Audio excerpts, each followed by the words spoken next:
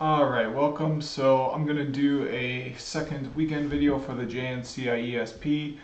Really entering crunch time now. I was planning to take this in November, the second time in Coronavirus World A, because I thought I was going to fail it and then walk away hopefully knowing what I need more study on, and then go back and take it again and pass it. That was my initial plan because I would have gotten reimbursed for my testing fee if I had passed it, so I was budgeting myself to take it once on my own dime. So now that I am in Coronavirus World B, I don't need to think about that. I am able to just take it once on my own dime. I don't need to worry about reimbursement or anything like that. So the good news about that is that I can take it a little bit later than I had planned to without there being consequences for doing that. So the next topic is going to be Interprovider VPN. So I think before moving on, okay, yeah, because I'm sharing this at the request of a commenter, so all the prompts and stuff are going to be a little bit different because it's going to remind me that I am sharing. But yeah, that's fine. I can share this. Okay, so I'm gonna share my notes here. Or sorry, I'm gonna create my notes here. So.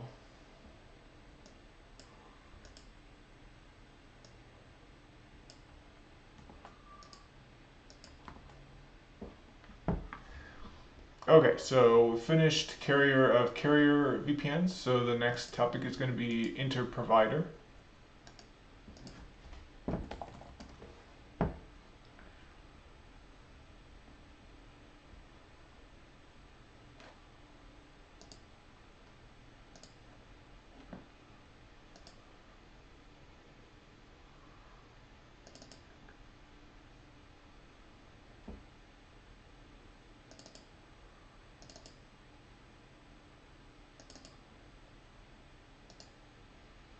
Okay.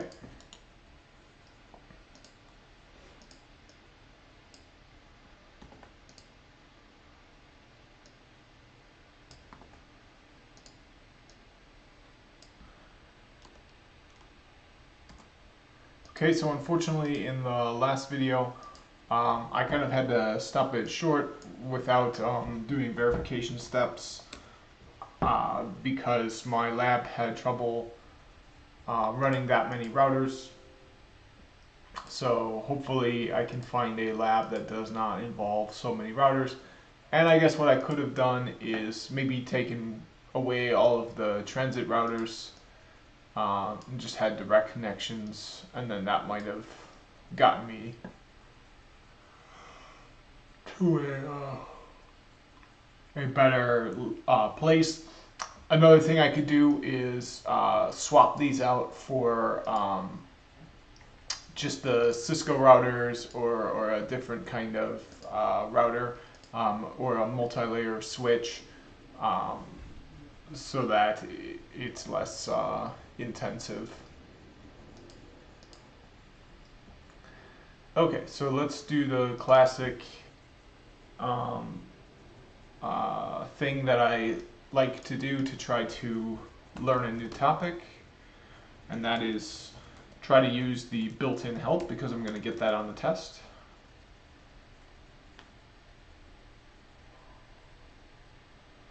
Okay, so help apropos, match.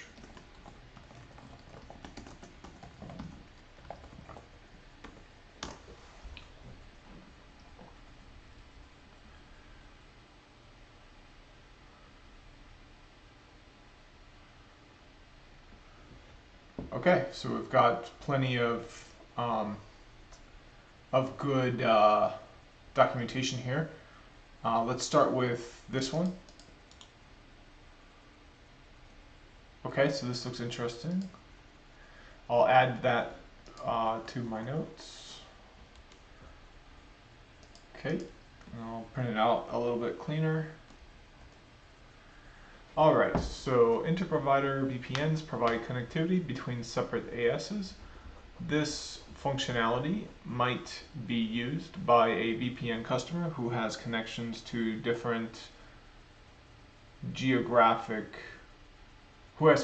several different ISPs, or different connections to the same ISP in different geographic regions, each of which has a different AS.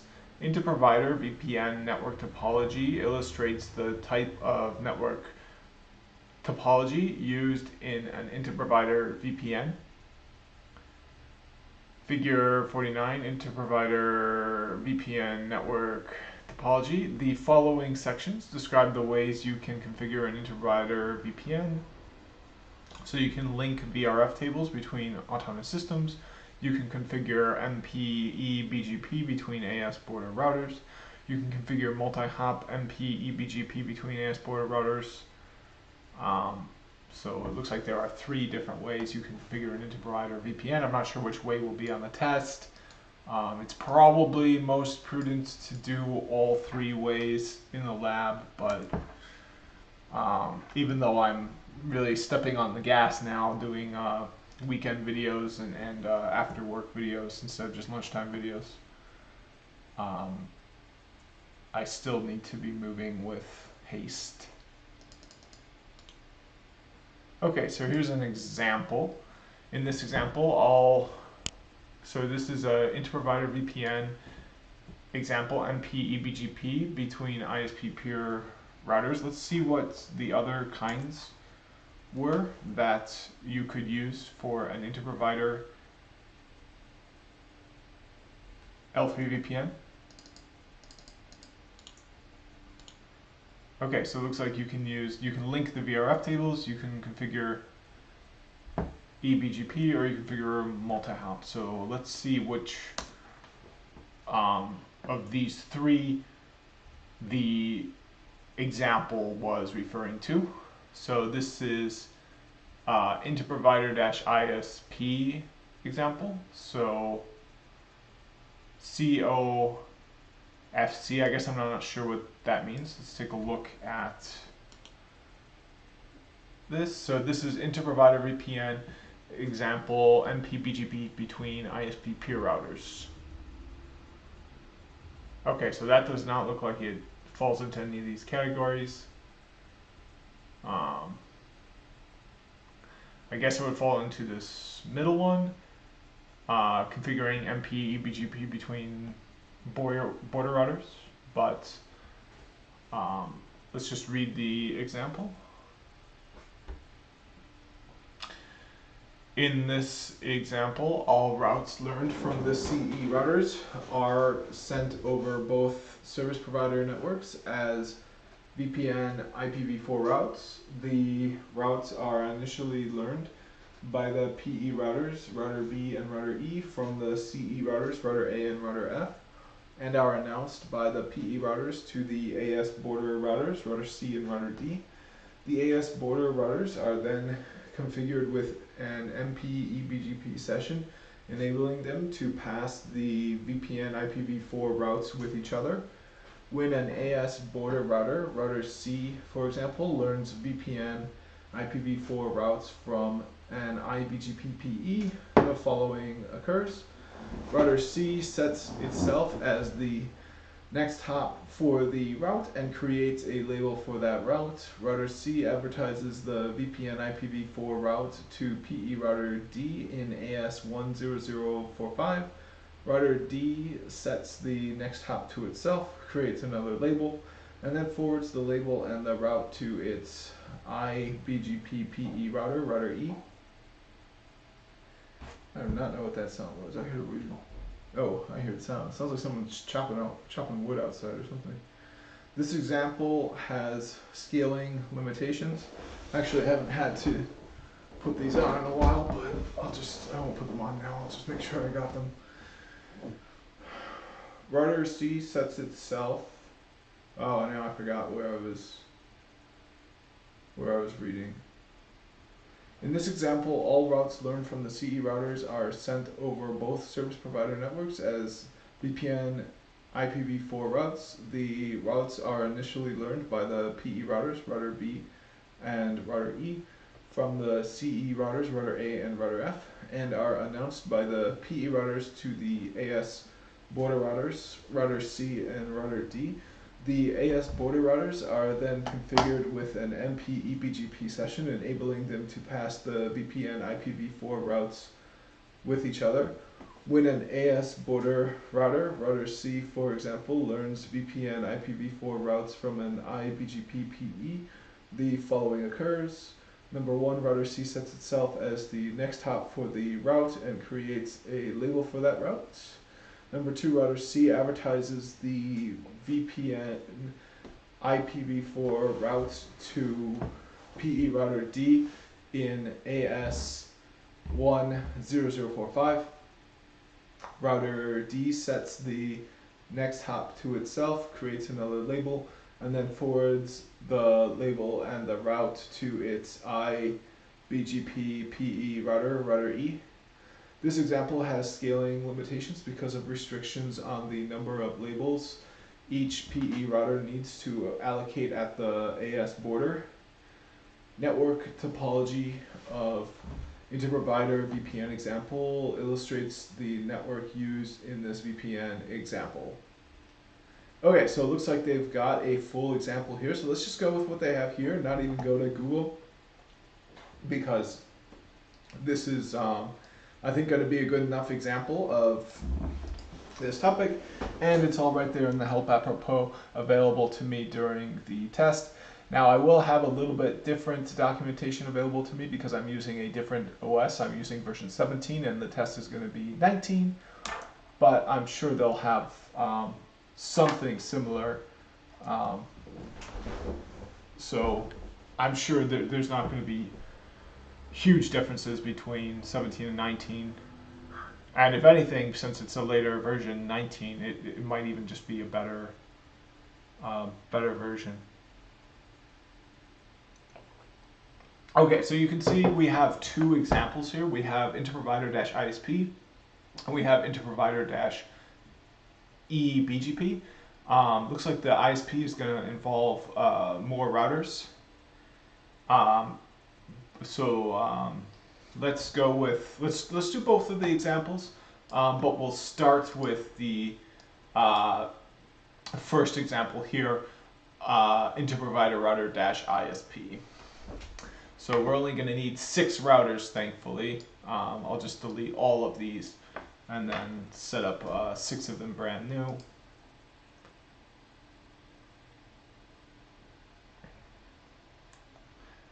And understandably, that'll take a while.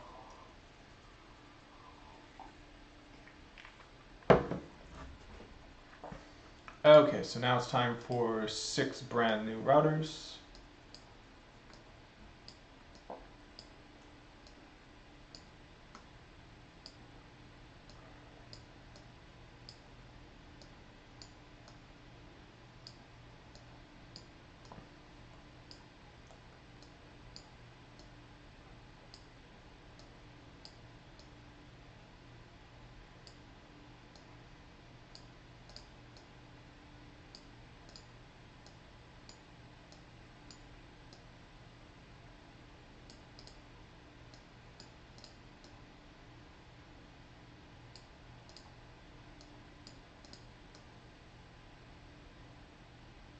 Okay, so next step is going to be just cabling the control planes to the forwarding planes.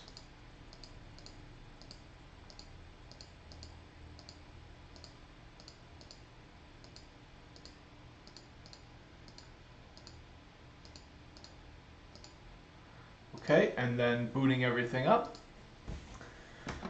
Okay, so while that's booting up,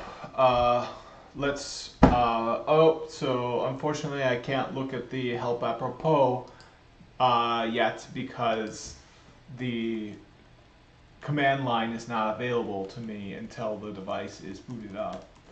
So I guess I can maybe take a break and come back when it's boot it up. I'm not sure how long it'll take. I think it actually takes a lot longer now that it's my license expired and I can only run the half the number of vCPUs. I should just wipe off EXI, and especially since there's only a month left before the exam. Like I should now just like wipe it off, and because I think I can get a second 60-day trial. Uh,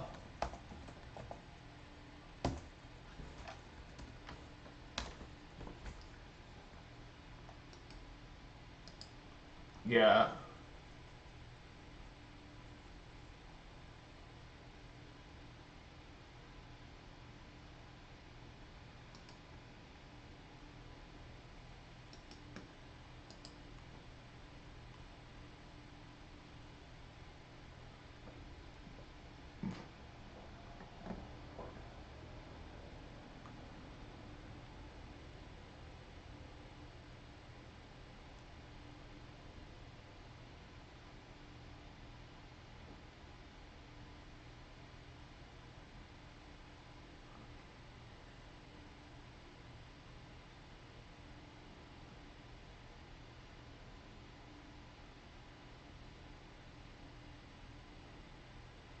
Oh, okay.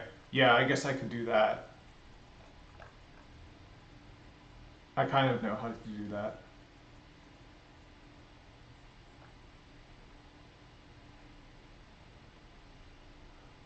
Yeah, it looks like I can just get another trial license somehow.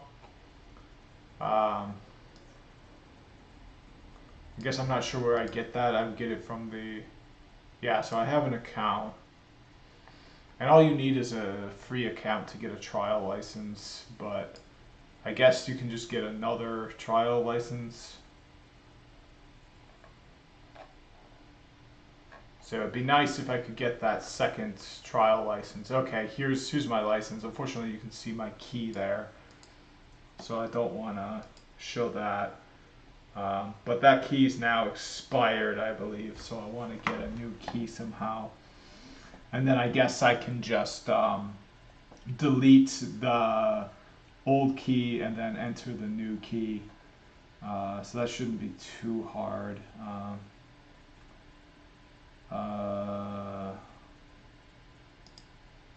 Yeah, I'm not sure how to get a new license.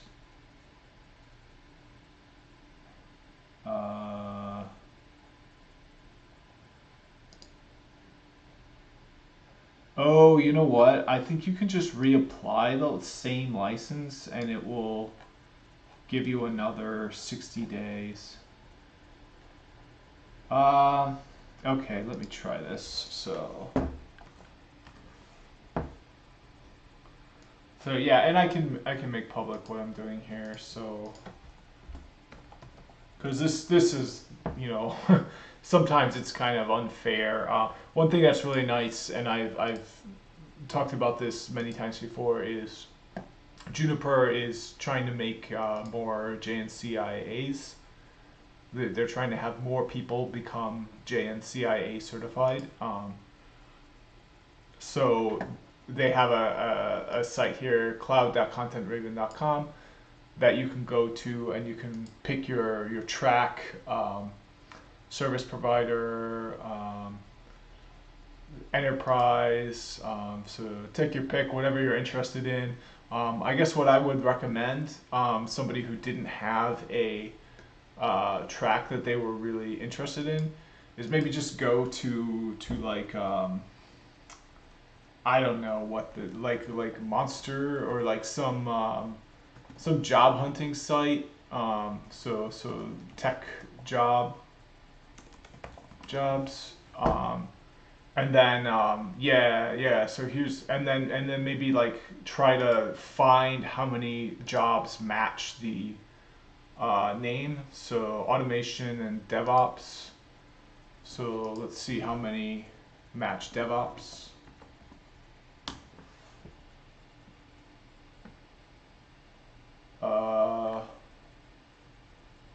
Okay, so I'm not getting statistics so this isn't the right site to use, but if you're just completely unsure about which one to go with the one that has the most job postings would be my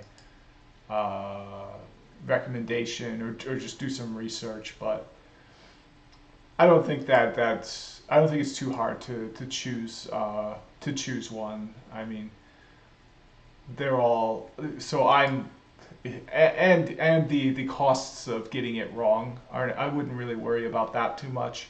I'm going in service provider, but I'm currently came from a position, and I'm working in a position now that's more focused on automation and DevOps. So you know, it's not it's not super important that you pick the right one. It's more important that you actually pass the exams, do the work, and get recognized for it. I will say I probably don't personally recommend the service provider one, because from what I've heard, it's probably the most difficult track.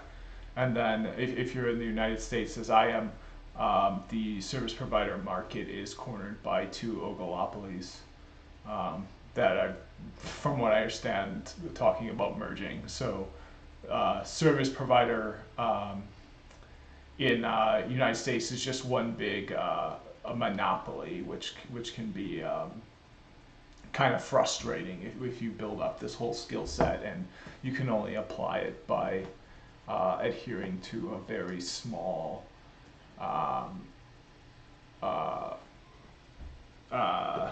set of possibilities. You'll have to work for one of those major companies, and you'll have to follow the designs and stuff that they come up with. If you're in another country, this might be more interesting, because there's competition amongst service providers. I guess the default one that a lot of people choose would be enterprise routing and switching. It's kind of in my opinion, the general one where you would start if you didn't want to be specialized, if you just wanted to be a more generally competent person in networking. This is one you'd probably choose, and you can see 91 ratings. This is the one that looks like it's more commonly taken than all the other ones. But if you really want my advice, I guess I would recommend the automation and DevOps, the enterprise, and the enterprise. Those are the two I would, maybe even the data center as well. But myself, when I go and do this, I think I'm going to be doing the automation and DevOps, and then the Mist AI, just because that looks kind of interesting to me. But that won't be, that might not be ever, to be honest, but it certainly won't be in the near term. Okay, so let's see if, okay, so it's still booting up. Let's see if we can get a CLI on this. I have a feeling I might need to do this through the console on the device, which is not fun. Yeah, I would have to, you know what, I can probably SSH to this. I think I've set up SSH.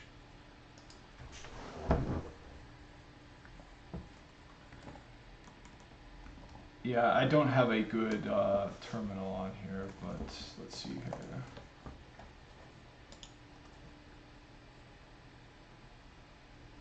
Okay, so I tried to SSH, I don't have it. So let's see if I can enable SSH.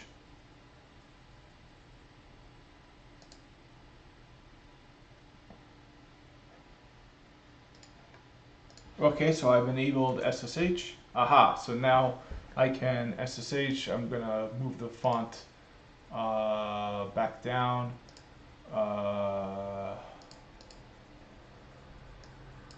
To like 12 point.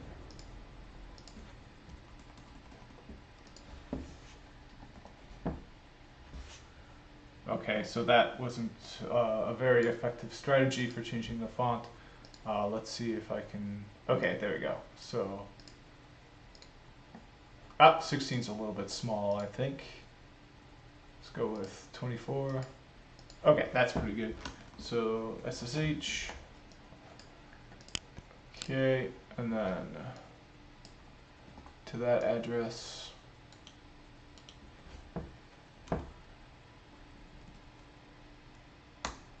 Okay, so I don't have or I used to have a key, now I've got a different one, so let's get rid of that key. Sometimes it gives you instructions for doing that. Looks like it's not doing that here. Okay, so let's just delete this whole thing here.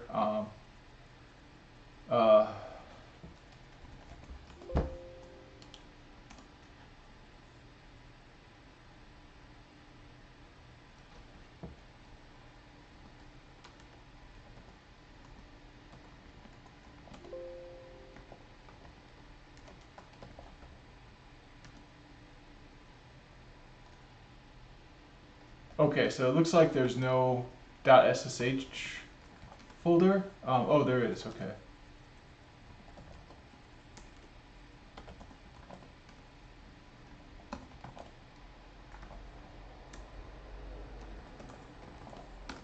Perfect. Okay, so now I should be able to get in there.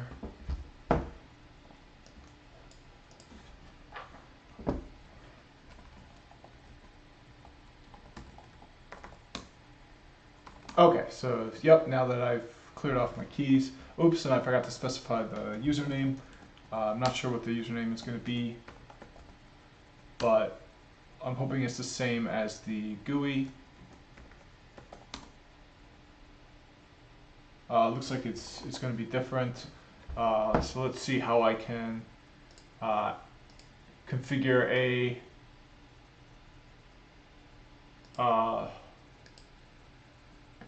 okay, so yeah, so here we have root.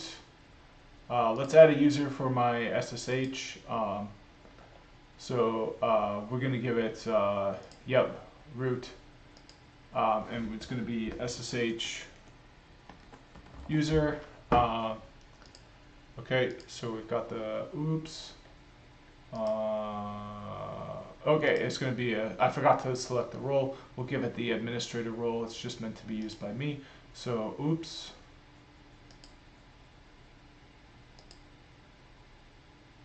Okay, so let's try this again. We're going to click add user. Okay, we're going to select add user. Okay, so it seemed to work this time. So I'm going to hit close. And we'll go back to actions and permissions. Okay, so I don't see the user that I added showing up here.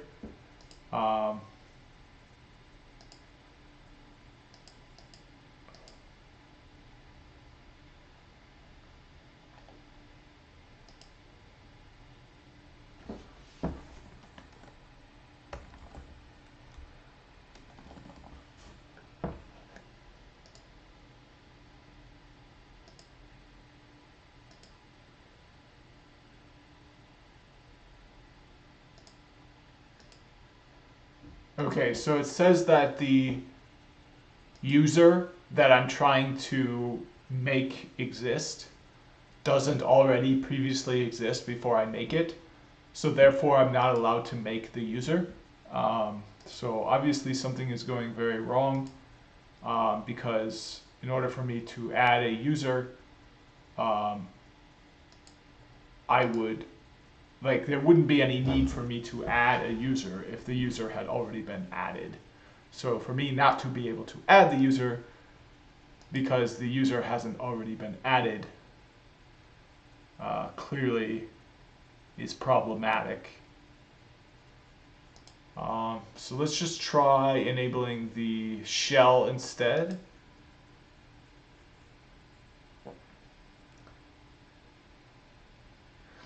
And maybe there's a way I can use it. Okay, well, I'm not sure how to use the shell.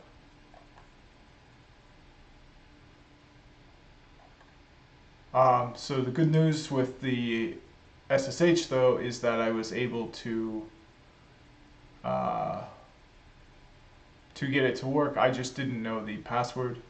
So let's disable the console shell and keep working on using SSH.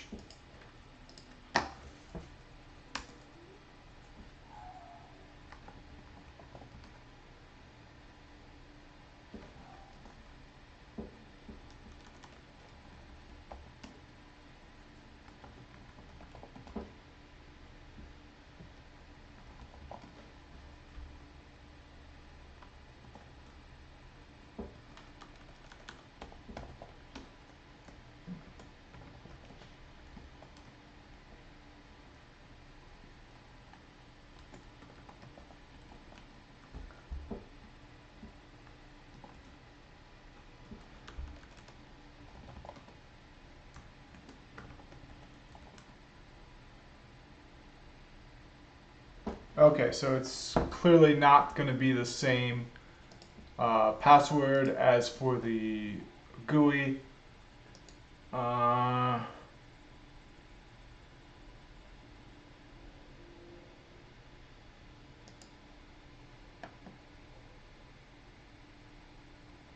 Okay, so this would just open the SSH shell that I was using with my command prompt. What I need is a proper user account for this. So let's go to manage. Okay, sweet. So yeah, let's remove the license. Yeah, because it's not working anyways. And then yeah, let's assign the license. I do have a license key. It was the same one before, so let's use that. See if it'll work.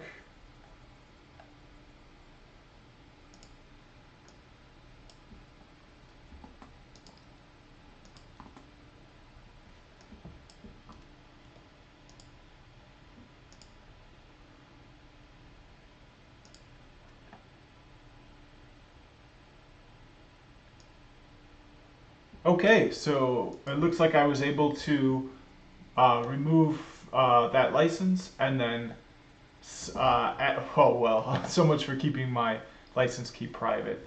But we can see expiration date never, and we can see up to 8-way virtual SMP. So hopefully this means that I can um,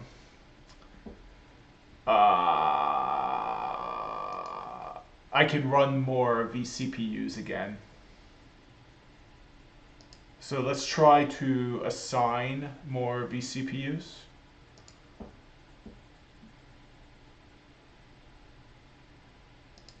So you can see we've got 8. Oops, so the virtual CPUs assigned to the virtual machine depend on the number of licensed CPUs on the host, the number of CPUs supported by the guest OS. To use VM multi-core virtual CPUs features, you must be in compliance with the requirements of the guest operating system, which I am, so I'm not sure what's going on here. I'm kind of, oh, I can just enable hot add.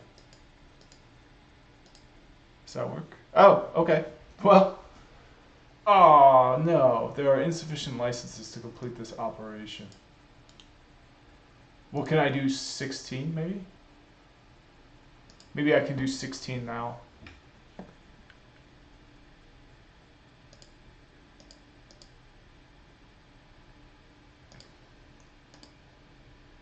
Nope, insufficient licenses.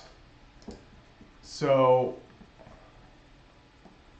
I thought with the free trial license, you could get more than 8.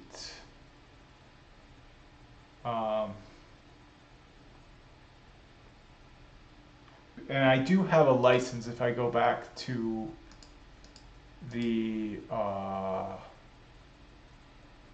actions. No, manage over here in the navigator. And then I go to licensing. I do have a license here. So I don't know if it's the wrong kind of license.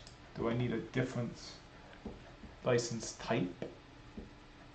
You need to select item, but next to license type and license.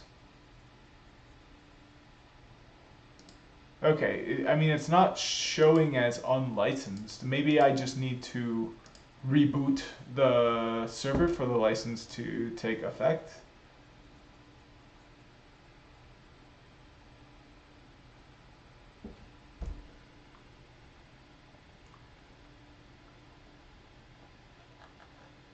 Rebooting the server is always a little bit scary. What's a virtual SMP?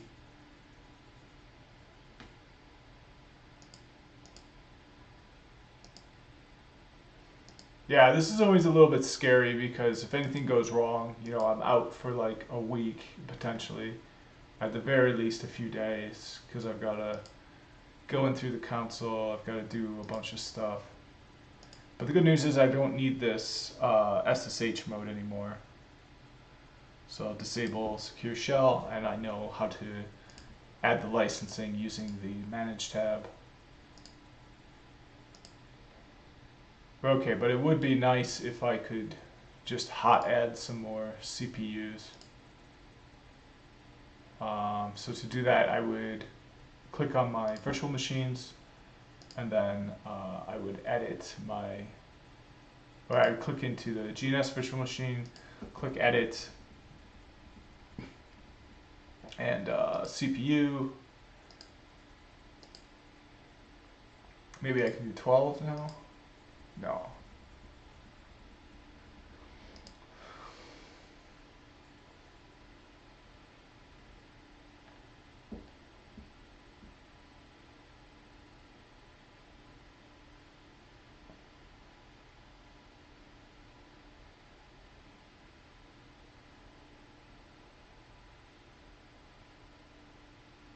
Okay, so yeah, I have a licensing problem.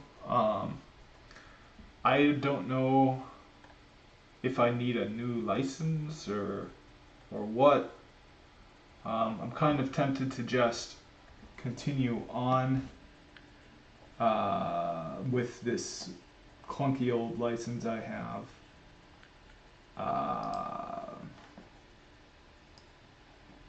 At the same time, I'm kind of tempted to try to reboot it. Maybe that will do it.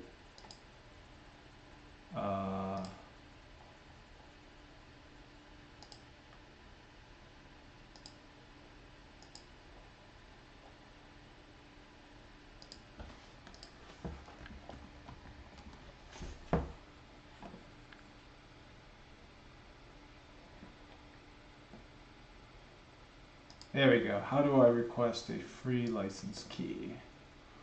I'm searching here.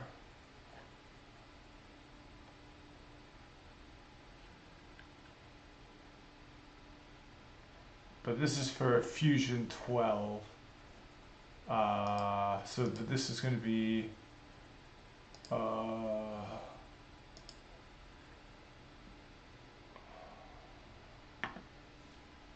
yeah.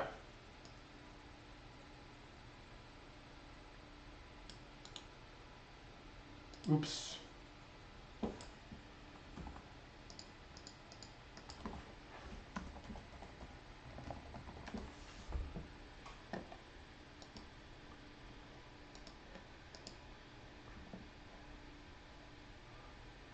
Okay, yeah, so here's the free trial license.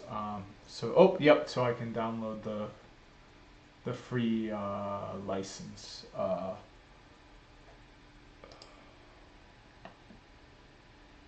Okay, so I guess I'll just click download now. I'm not sure where this license will show up.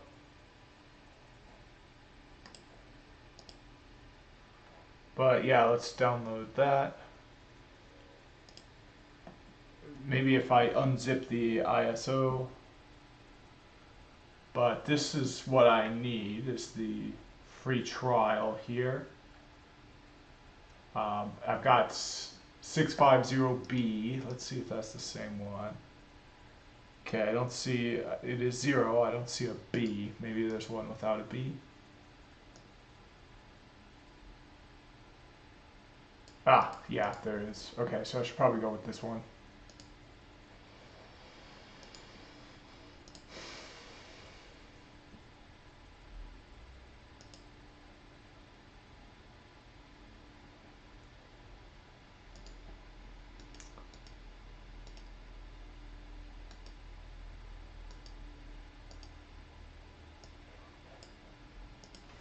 Okay, so, but the good news is it's up, back in business. Oops, we're gonna need to do licensing on here as well. Oh, so much licensing. It's called artificial scarcity.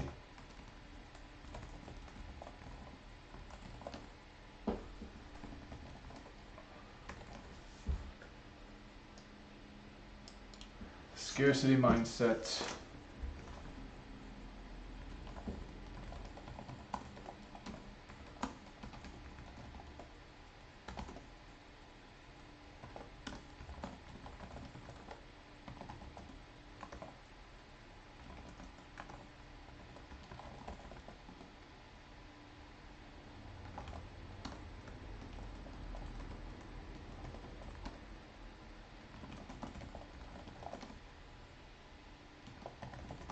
Okay, so we've got the base configuration applied to this one.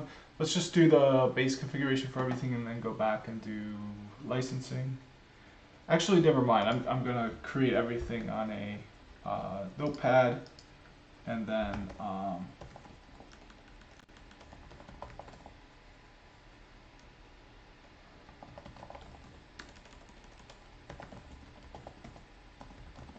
yep, and then just make it easy on myself that way.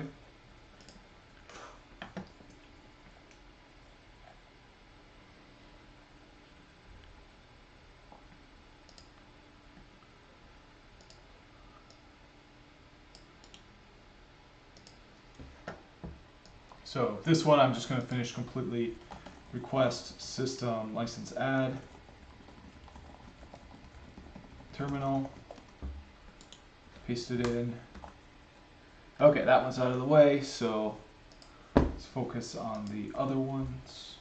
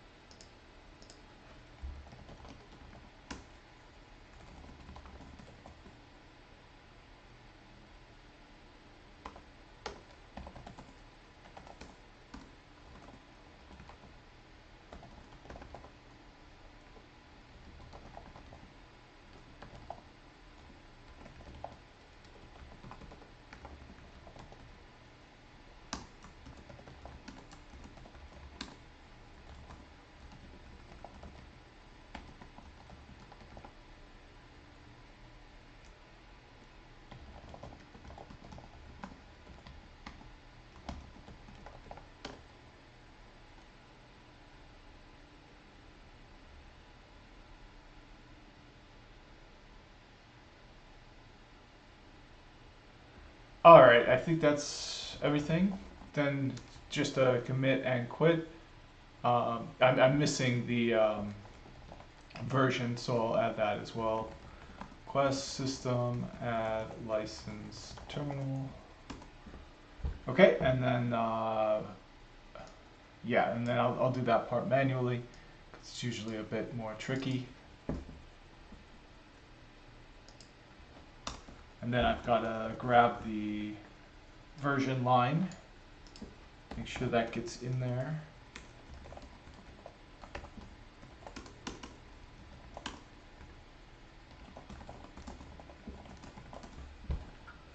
Yeah, so this line belongs in there as well.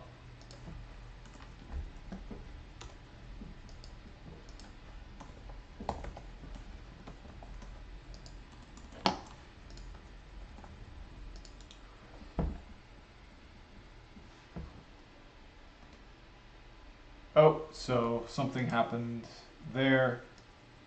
Not cool. Oh, but you know what I can do? I can enter the hash instead. So I gotta open Rudder 1, and I won't get that prompt asking me yes or no if I specify encrypted password instead of plain text password, and then give it the encrypted hash.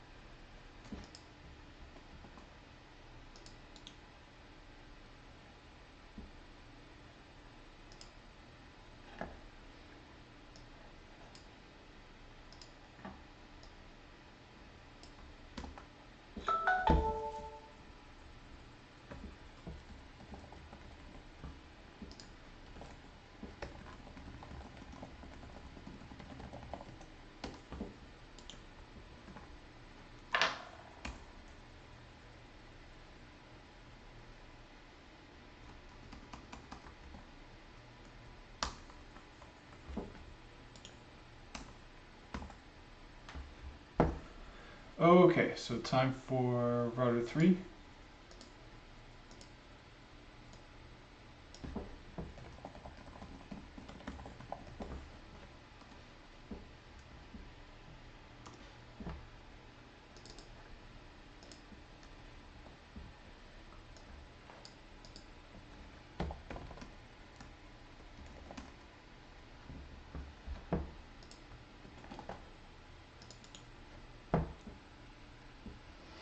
Alright, commit and quit. So next step will be request system license add terminal, and I will enter my key off screen, and then I'll just have 3 more to go.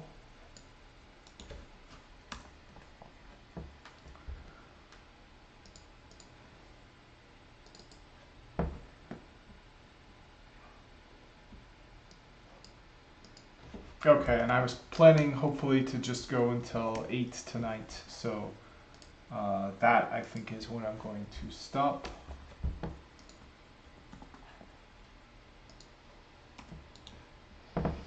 But that's another half an hour, plenty of time.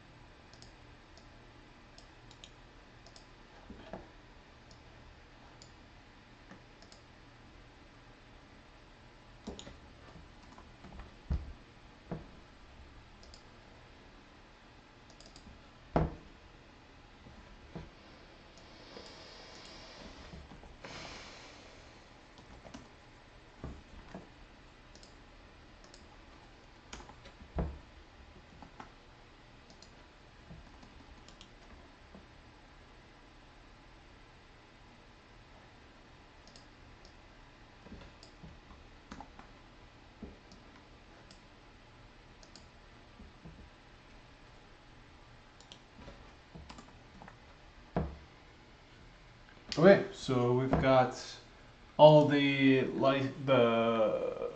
routers are licensed now. So let's take a look at the configuration. This is going to be help apropos.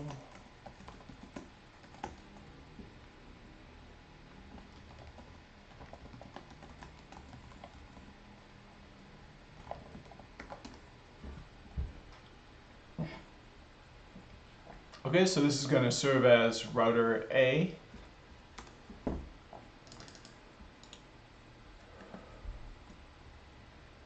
Alright, so this is going to be the configuration for router A. Configure a family INET Mpbgp session with router B and export the direct routes.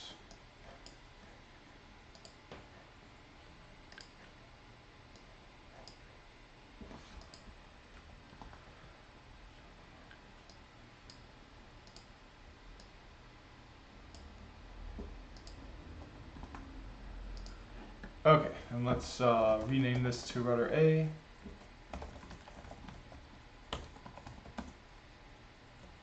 Router A.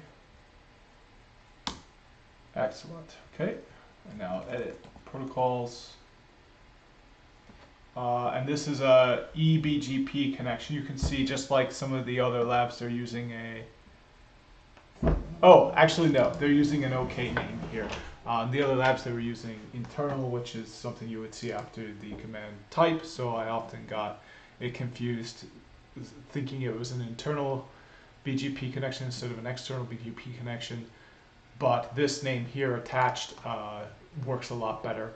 It's to export the attached routes, which are protocol direct routes. Those are the same thing as attached. I mean, direct I think would be better, but because then it says export direct, it says exactly what you're doing. But export attached is good too, just as good, I think. Okay.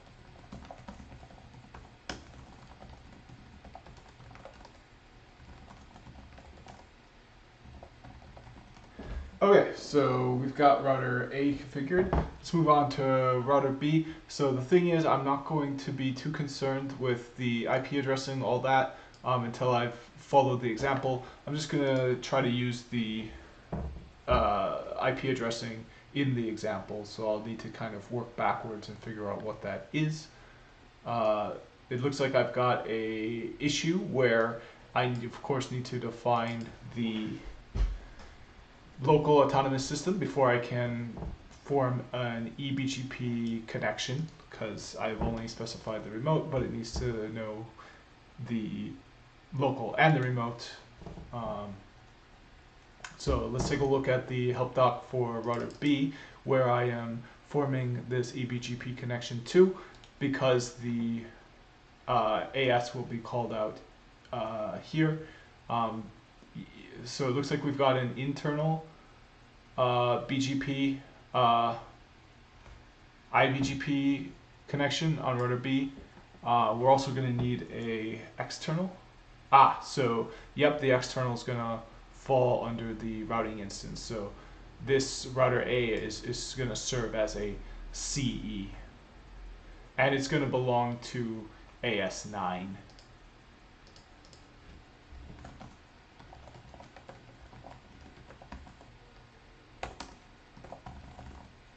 Okay, so yep, let's move on to router B. I think I'm going to change the host name on the icon as well.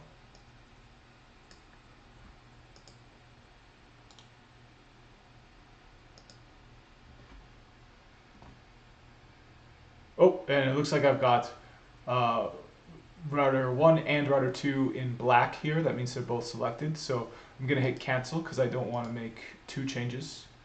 And then I'll make sure I've only got router 1 selected. Okay, so next step we'll be moving on to router B, which I will configure router 2 as. I'm going to need to take a quick break though before I do that, so I'll be right back. Alright, I'm back. Let's move on to router B. Hopefully I can make good progress on this. So Here we go. Here's going to be what's required for Rudder B.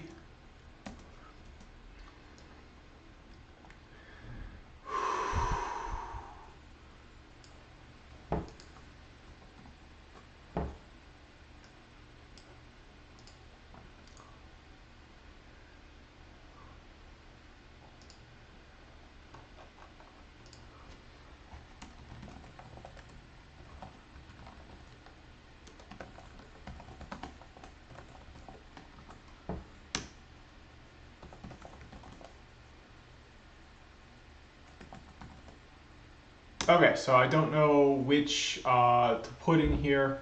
I'm just going to put GE000 in here, figure it all out later.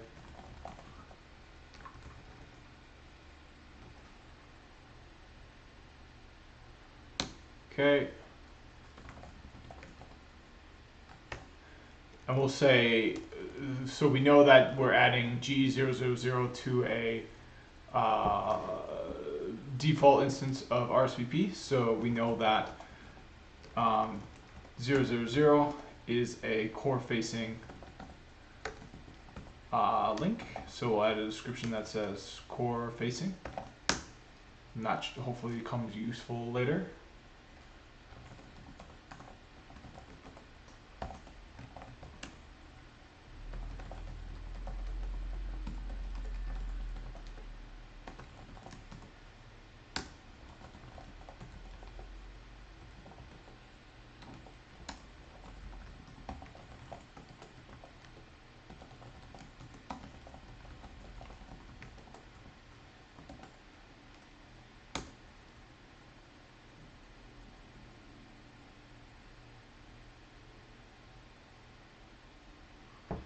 Okay, so that's the label switch path. So you can see we've got the two and then the description.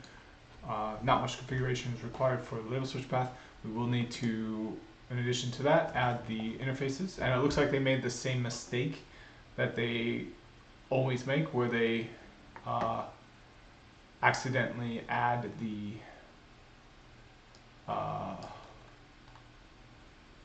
interface meant for the custom routing instance to the default routing instance. So this is not meant to be here, so I'll just delete that because that's an error.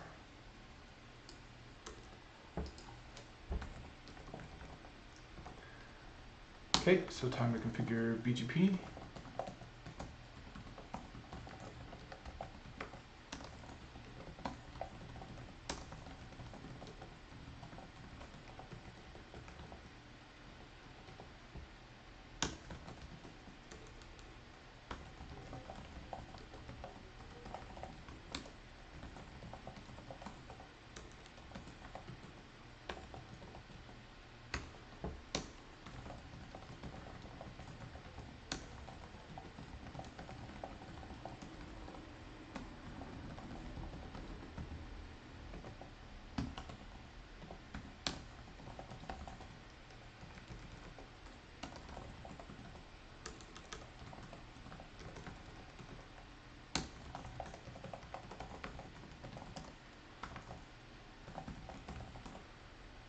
Dude, I'm gonna feel so smart on test day if I pull this up and it's all just there ready to go, and I can just type, I can just basically do this because I'll have Notepad++. I mean, I'll be taking the test on this computer, I think. Like, yeah, I'll be taking the test on this computer, so I'll have, I might even be able to get Terminator running on here and basically use the same setup I have at work.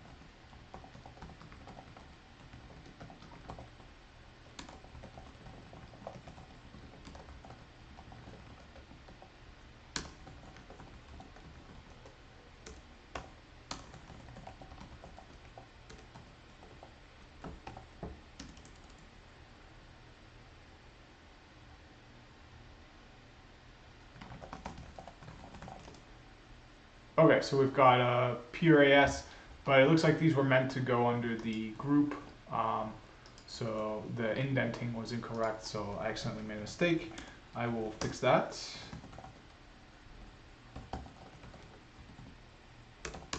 Here we go.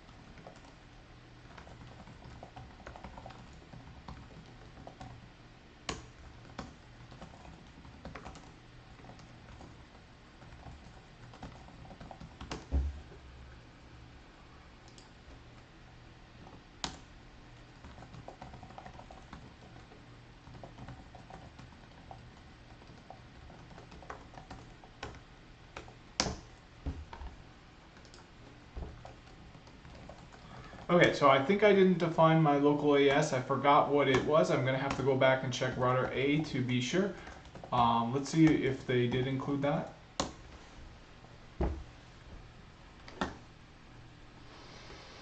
Okay, so that's what I thought. I forgot what my local AS was, but luckily it is defined on Rudder A. While that's pulling up, I will change the host name here.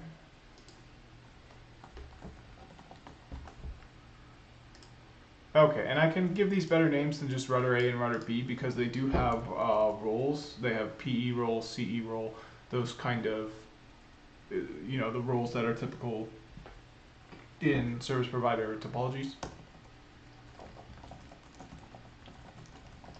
But I'll just keep it simple on myself for now.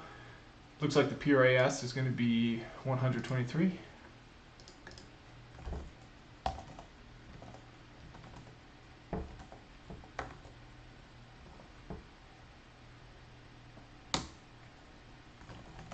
Okay, so that should be all I need. I think I'm going to connect these two and wire up the connection. I know that they're EBGP relationship to each other, so the other thing I'm going to do is add a description to the other interface. Right now, I've got a description here that says core facing. So I'll add a description to GE001 that says customer facing.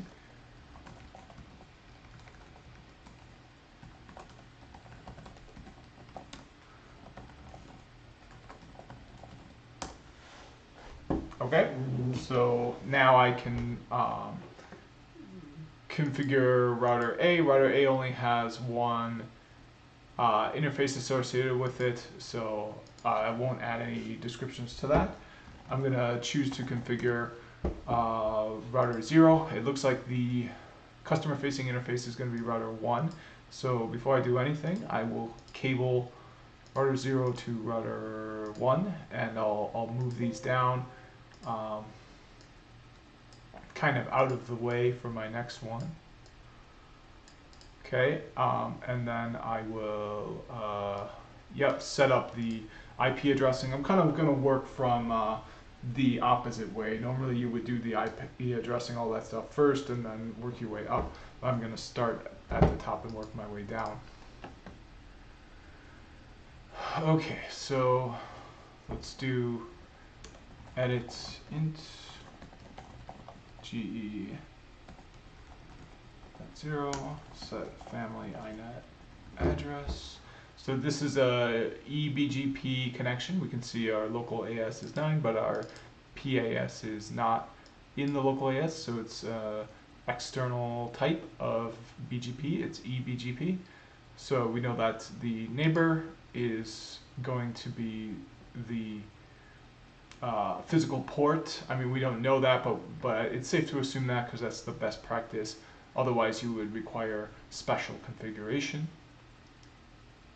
Okay, so the IP address that belongs on GE001 is 192.168.198.1, and I believe we can use a /30. Yep, we can, because it's going to be .2 on the other side. Okay, in addition to that, we're going to need to enable family MPLS, but that's all that is required. Oh, sorry. We actually won't need family MPLS on this side, so I'm going to get rid of that. Yeah, this is just the customer router. Customer router won't require MPLS. Okay, so let's take a final look at the configuration on here before we move over and configure router B.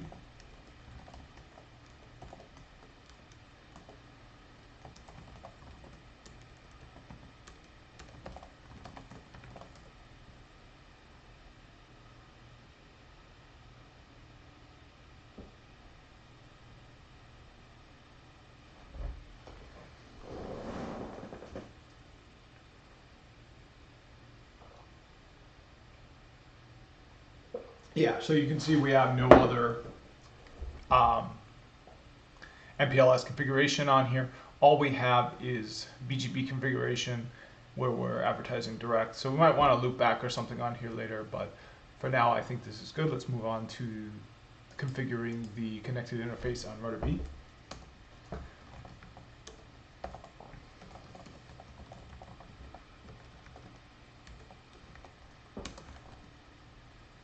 Okay, so here we're going to do family INET, and we're going to use the address here.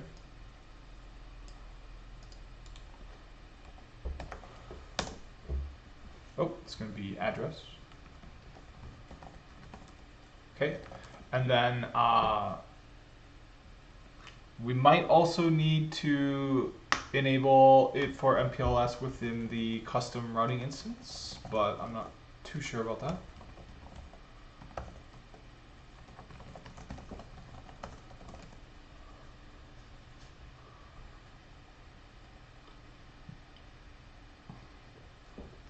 All right, let's just try it as is.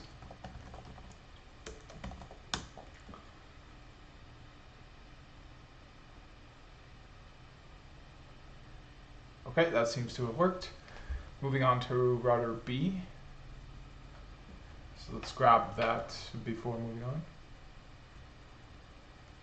Or sorry, to router C. Okay, so here's router C.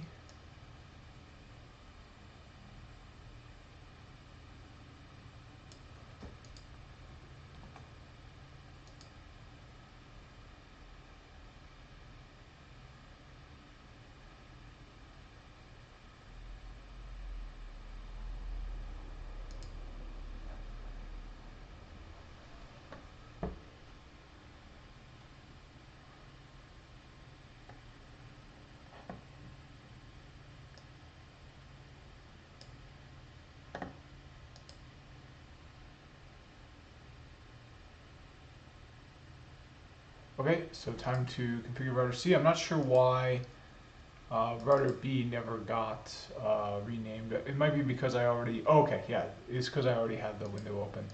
I never reopened it. Okay, so R3 is going to be router C.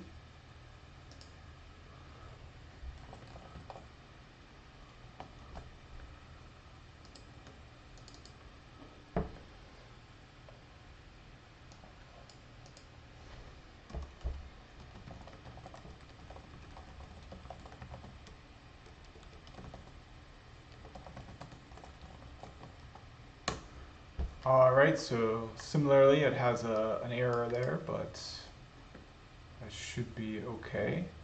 So we've got some configuration to add here. This is going to be my last one, and then I will see you in the lunchtime video tomorrow. Okay, so I can pick and choose whichever one I want to. That's interesting. Why is there only? Oh, it almost looks like router C is another. I guess I'm confused what kind of router C is meant to be, because I would think it'd be a transit router. Yeah, it looks like it is meant to be a transit router, but if it's transit router, then I would expect more interfaces to be in OSPF. All right, but let's just try it the way it is there. This will be a good troubleshooting exercise, hopefully by the end of it.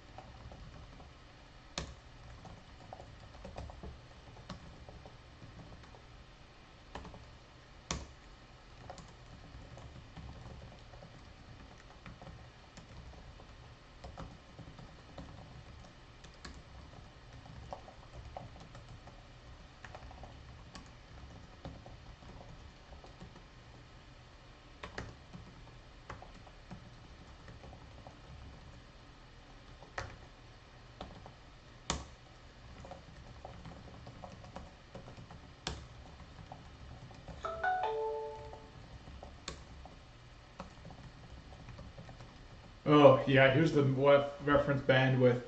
I forgot completely about this. I'm going to need to know that for the exam too. Bandwidth for calculating. Yeah, so I'm going to need to remember that. That was a good refresher.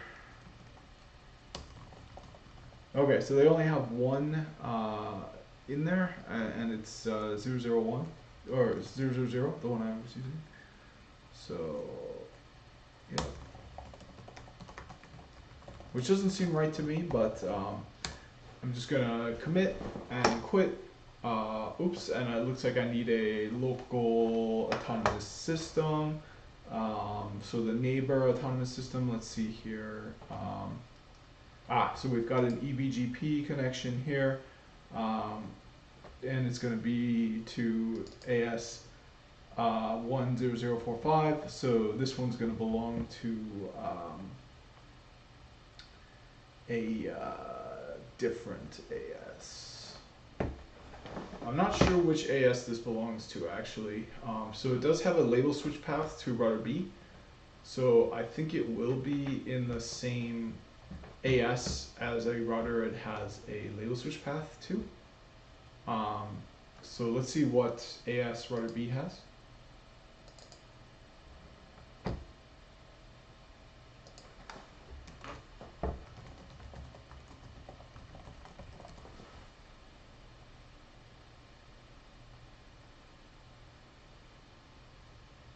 Oh, okay, yeah. So router B has 10023.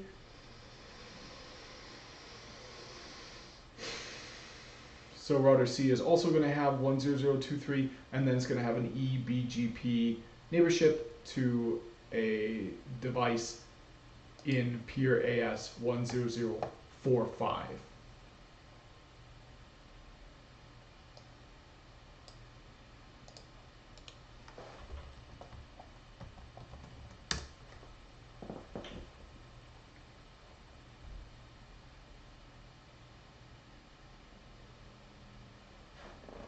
Okay, so that works.